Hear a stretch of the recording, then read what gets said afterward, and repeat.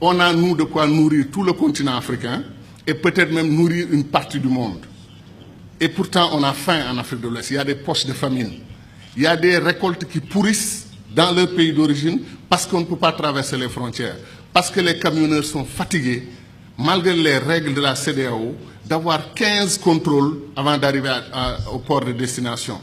Et des gens qui s'habillent en tenue militaire ou en tenue de policier, qui ne le sont pas, et qui vous font des barrages, et qui vous font débarquer toute votre marchandise si vous ne leur donnez pas de l'argent. Alors si le camionneur quitte Bamako avec 300 000 francs pour payer l'argent de la corruption pour arriver au port, et à moitié chemin il a fini ses 300 000, ou il rebrousse chemin, ou il leur donne le camion, les nourrit et il s'en va. La CEDEAO a ce problème interne que les échanges agricoles ne peuvent pas fonctionner correctement. Donc, il y a des façons de faire qui font que nos pays, comme disent les anglophones, become a liability, deviennent un problème au lieu d'être un atout. Or, imaginez le Sénégal et le Mali qui coordonnent leur politique, Sénégal et Guinée-Conakry qui coordonnent leur politique. On fait des routes, au lieu que le Sénégal commence une nouvelle route nationale à Saint-Louis et aille dans un village tout à fait isolé du Sénégal, on va dire au Mali, si on arrive, quel est le meilleur point où on peut arriver pour que vous, votre route vienne là-bas. Et le Sénégal, au lieu d'avoir fait 800 km de route, aura fait 2000 km de route parce qu'il y a 1200 km de prolongement au Mali. Mais ça, c'est des questions simples que nos dirigeants auraient pu régler pour qu'on n'a pas besoin de théorie, on n'a pas besoin de Kourouma, on n'a pas besoin de Senghor pour comprendre que c'est des choses qu'on devait faire. Certains disent, vous voulez qu'on ait une fédération, nous, on est un État souverain. D'accord, nous avons conquis notre indépendance. Certains disent par la lutte armée, d'autres disent par ceci ou cela. Mais les États-Unis d'Amérique, la fédération indienne, la fédération brésilienne, vous croyez que le président Barack Obama ose donner des instructions à l'État de Texas? Il ne peut pas.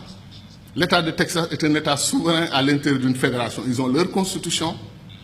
Ils ont accepté de mutualiser avec le reste de l'Amérique un certain nombre de domaines de compétences. Terminé.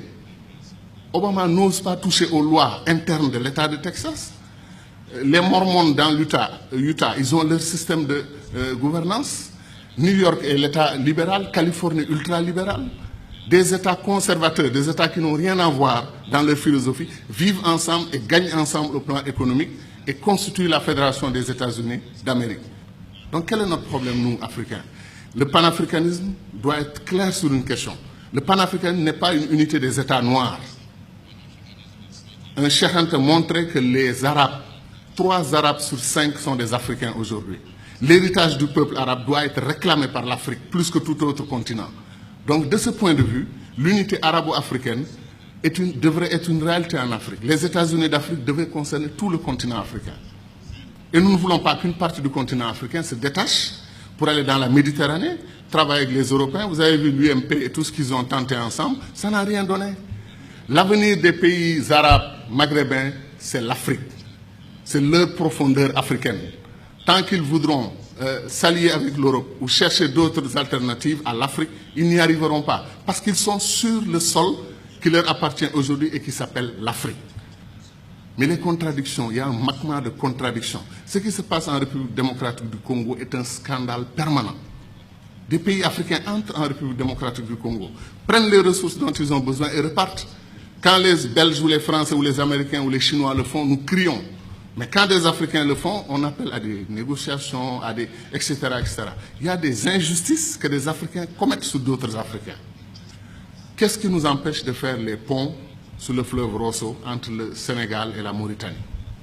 Qu'est-ce qui nous empêche de faire le pont sur le fleuve Gambie pour donner une continuité territoriale au Sénégal, régler le problème de la Casamance? C'est pour dire que les doctrines d'intégration que nous avons choisies, après 50 ans, comme on est à... c'est le jour de l'anniversaire. On dit notre bonheur pour ce qui a été fait, mais disons aussi notre préoccupation pour ce qui n'a pas été fait. Kourouma, depuis 1958, dit que le barrage de Dinga au Congo peut donner de l'électricité à toute l'Afrique, régler le problème de l'énergie. L'Afrique pourra même exporter de l'énergie. On n'a pas commencé 1 centimètre du barrage de Dinga. On nous dit que le barrage de Swapiti en Guinée peut donner de l'énergie à toute l'Afrique de l'Ouest. Où en est le projet? C'est-à-dire des choses simples qu'on pouvait faire et qu'on n'arrive pas encore à faire. Pour aller en Afrique centrale, moi, je fais 4 jours.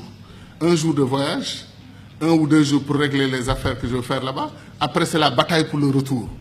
La dernière fois, je suis allé à Douala. Air Sénégal a annulé son vol. Je suis resté 6 heures à l'aéroport.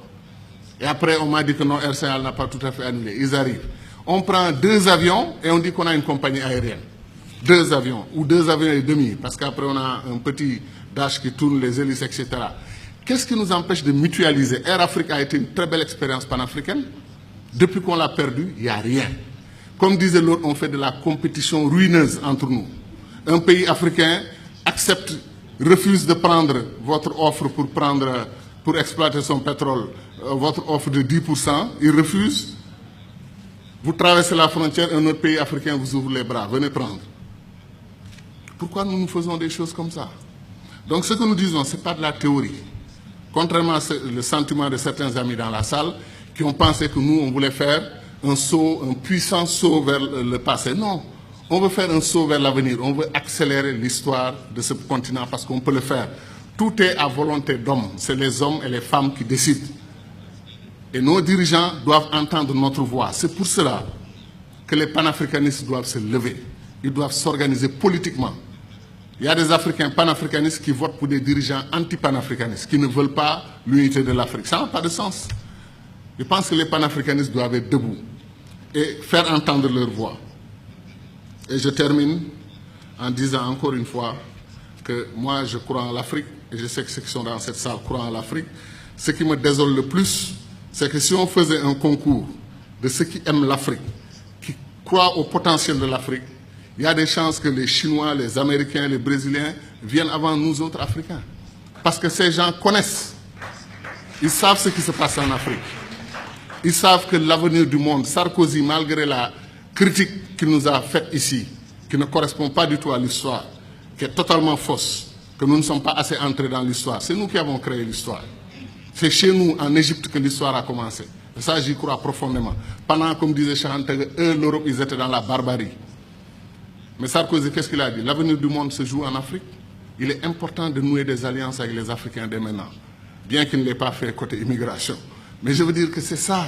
L'avenir du monde se joue chez nous. On semble être les derniers à en être conscients. L'or, le diamant, le pétrole, chaque jour que Dieu fait, un pays africain se découvre pays pétrolier.